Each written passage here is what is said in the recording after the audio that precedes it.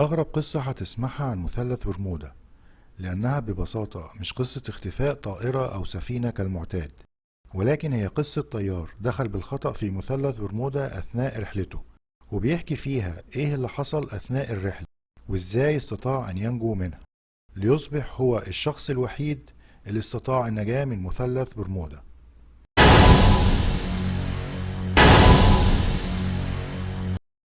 طائرة بمحرك واحد كانت تقل 3 ركاب.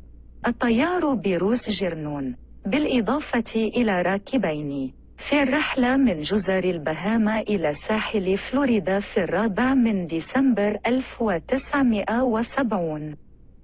كان بيروس معتاد على تلك الرحلات من جزر البهاما إلى ساحل فلوريدا والعكس. تستغرق الرحلة من جزر البهاما إلى ساحل فلوريدا في العادة 1.5 ساعة. أقلعت الرحلة. بمجرد أن وصلت الطائرة إلى ارتفاع 10,000 قدم، رأى بروس سحابة مظلمة غريبة أمامه. رغم أن الطقس كان طبيعيا جدا في هذا اليوم ولم يكن هناك مطر أو عاصفة رعدية، ومع اقتراب الطائرة من السحابة كانت السحابة تزداد ضخامة. استطاع بروس من الدخول والخروج منها بسلام.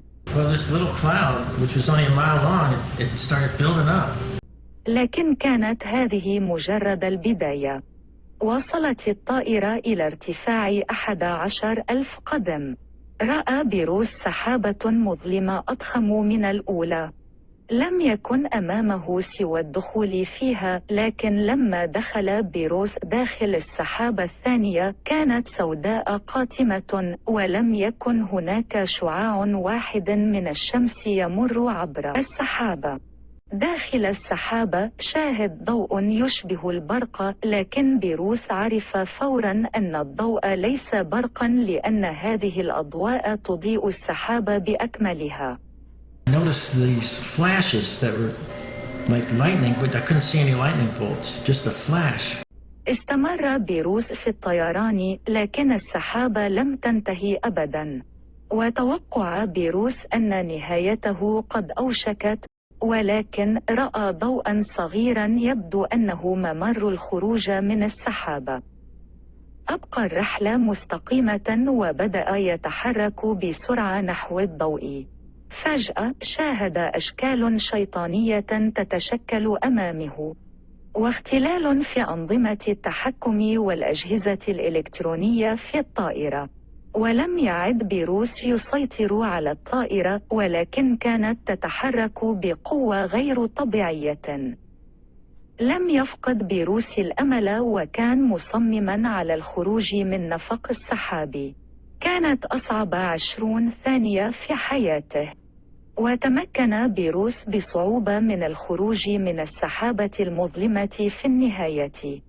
بمجرد أن وصلت الرحلة إلى حالتها الطبيعية واستعاد بيروس السيطرة على الطائرة، اتصل على الفور بالمراقبة الجوية ليتعرف على موقعه الحالي.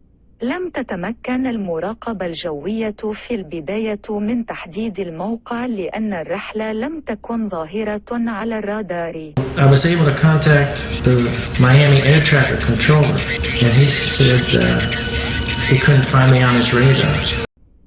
إلا أن المراقبة الجوية لمطار ميامي اتصلت به وأفادت أنه على بعد 5 دقائق فقط من مطار ميامي في فلوريدا.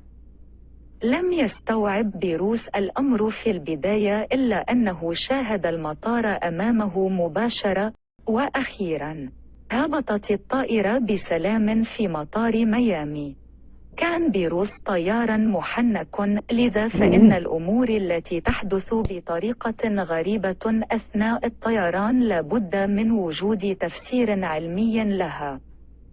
بدأ بيروس في البحث عن إجابة، حتى إنه استشار مهندسي الطيران والأساتذة لهذا، لكن لا أحد استطاع تقديم حل لهذه المشكلة. مدة الرحلة الطبيعية هي 1.5 ساعة، ولا يوجد تفسير لكيفية قيام هذه الطائرة برحلة في 45 دقيقة فقط. لذلك قرر بروس توثيق هذه القصة، وتم إصدار كتاب اسمه ما وراء مثلث برمودا.